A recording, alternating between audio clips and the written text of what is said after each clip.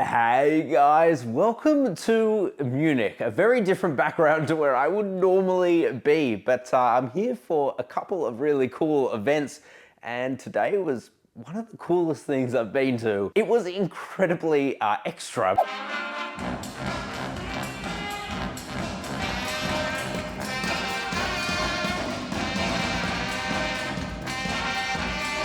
Because it was the launch of the all-new Mini Cooper EV, but also the all-new Mini Countryman EV, both of which are really fascinating cars. I got to get up close and personal with them.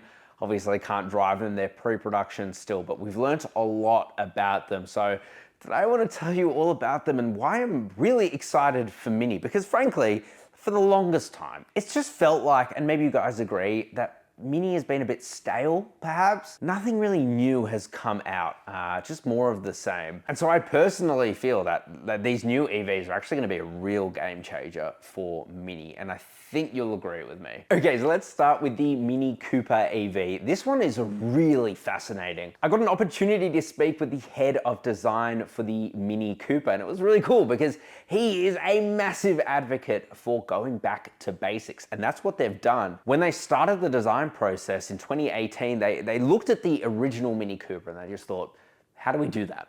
How do we do that again? So obviously this thing is not, it's not that small, but it is smaller than the previous Mini Cooper, which is mind-blowing. Also, interestingly, the Mini Cooper EV is actually gonna be built on an entirely different platform to the internal combustion engine that we are expecting to see. They haven't released any of the specs for that, but we're expecting 2 petrols, a diesel, and a JCW variant, so it's probably gonna be the same as what you can get now, frankly. But back to the design, they're really going for that original Mini style. They've really simplified the front. It's a lot less busy than it has been in the past, and so it looks really good. I do love the headlights. They're matrix LED across the range, and you can actually change the daytime running light design, which is really, really cool. But it's instantly recognizable as a Mini. They really haven't strayed too far from, I guess, the DNA, as cliche as that sounds. And I'm glad they haven't, because I think it looks awesome. And then you come to the side and it's got that classic rule of thirds that Mini love, which is really that there are no overhangs on the car, which is a massive problem for an EV, because if you extend out that wheelbase by 100 mil, which is actually what BMW Group wanted for the Mini and the Mini designers fought back, if you do that, then you get more battery space and you get more range. And one of the things that was really interesting they spoke about was that they admit that the current Mini EV was way more popular than they expected, just because it does have quite low range for a modern EV.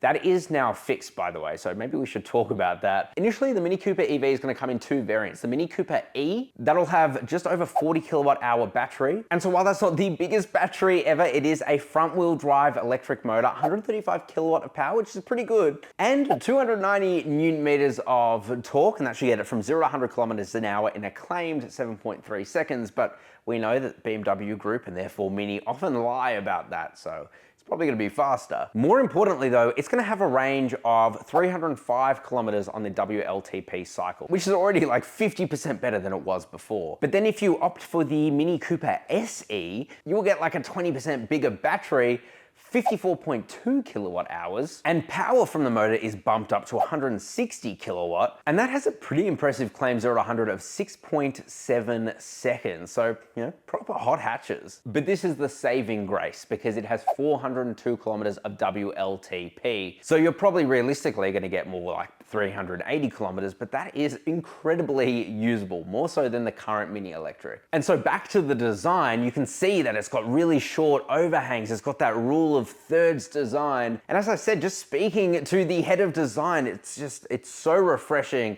that we still have people in this industry who aren't going bigger, bigger, bigger, bigger. You get something that's actually smaller and more go-kart-like, which is actually one of their design pillars as well. Wanky as that sounds.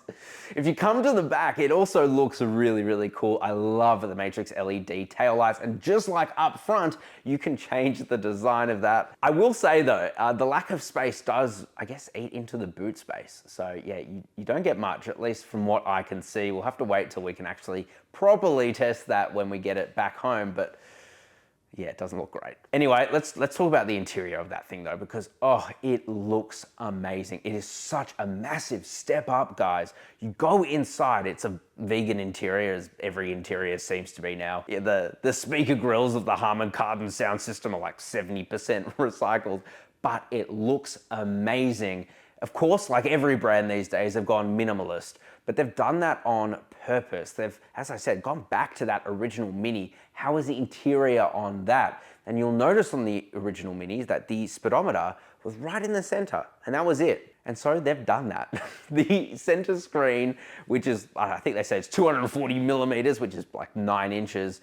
It feels so much bigger than that, and it actually feels so usable, so quick to respond. And for those of you who are like, well, I want to read the speed in front of you, just like really I feel, you got a heads-up display. So that's fantastic. It means you don't have to compromise and kind of look over there, even though they did that back in the olden days. You don't have to do that. The other simplistic design elements is the steering wheel. It just feels so much better than before. You've also got like a cloth tab that, I don't know, you can personalize apparently. But it's just the design. It looks so nice and it feels quality, but very different to Minis of previous yonks, because even the seats, they're completely vegan. So if you're a leather lover, you love that dead cow, you're not gonna find it in the new Mini. But frankly, in my very limited time battling to get into that car and sit in it, it's actually totally fine. The back seats as well, totally usable. Surprised about that. I somehow managed to get back there. I surprisingly had an okay amount of leg room. Toe room was okay too, and headroom was actually great. So yeah, another usable, small, compact EV, except for that boot space. I'm a little bit worried about that. And as I said, this is built completely differently to the internal combustion engine. It's on a completely different platform. And so parts of the interior are actually gonna be flatter because you don't have what they said was an exhaust tunnel, for example, which is super interesting design. I'm so keen. I'm so keen to see it when it really lands and I can really test it out. But let's now jump to what is going to be the biggest seller, because that is the biggest seller in Australia, and that's the Countryman. Massive, massive update. This is a little bit less keeping to the old, let's make it, you know, smaller. This is definitely bigger. I'll put the dimensions up on the screen now, but essentially this thing is on the iX1 platform. So I guess it's a bougier iX1 or a more youthful iX1, depending how you swing. I really like it, and I like how it doesn't stray too far away from previous designs despite being all new. Again, it's got the really cool matrix LED headlights. It's got the simplistic grille. BMW Group seem to love their gold, and so it's got a bit of gold in there too, but I actually think it's quite tactful. The wheel design, my God. It's also on the Mini Cooper and on the Countryman. They look amazing, so good. The inside space though of the Countryman, I prefer it to no end more than the Cooper. I just think it's so, I don't know, special.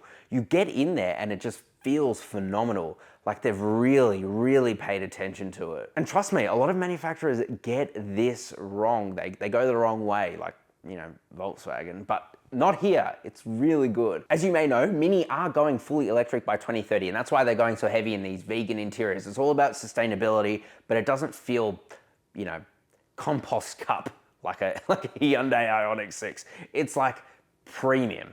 Primo, but it's still the same minimalism as you'll find in a Cooper. You know, the steering wheel, it just feels so good. That infotainment display, it works so well. Even in my very limited time being within it, I like tested out the aircon controls. Are they gonna be a nightmare to use? Don't seem to be, because it's always on the screen, you know what I mean? And then you go into the back and you get a longer wheelbase, like quite significantly so. And I would say you get a decent amount of space back there. It wasn't really mind-blowing, you know, like enough leg room, enough headroom, enough toe room. To be fair, I hadn't set the seat in front to what I would normally sit in, so it could have been all the way back, I don't know. But it was okay, but the boot space was unreal. Huge amount of space, like a really practical SUV. And just like the Mini Cooper Electric, it comes in two variants, the Countryman E and the Countryman SE. The Countryman E is front-wheel drive with 150 kilowatt of power and 250 newton meters of torque. So that means it'll get 0 to 100 in about 8.6 seconds. Step up though to the SE, you get 230 kilowatt of power and 494 newton meters of torque. And by the way, if you want to learn more about that drivetrain powertrain specifically, go watch my iX1 review because that's what I test drove. And the Countryman SE is all-wheel drive, so they call it all 4. And the range is pretty good for the E, 462 kilometers. And the SE, because it is heavier and it has 2 motors, is actually less, 433 kilometers. And that range is pretty impressive because both of those come with a relatively small battery, just under 67 kilowatt hours. And don't worry, if you still love your internal combustion engines, you're gonna be able to get them. They haven't announced them yet, but it should be the exact same as what's gonna be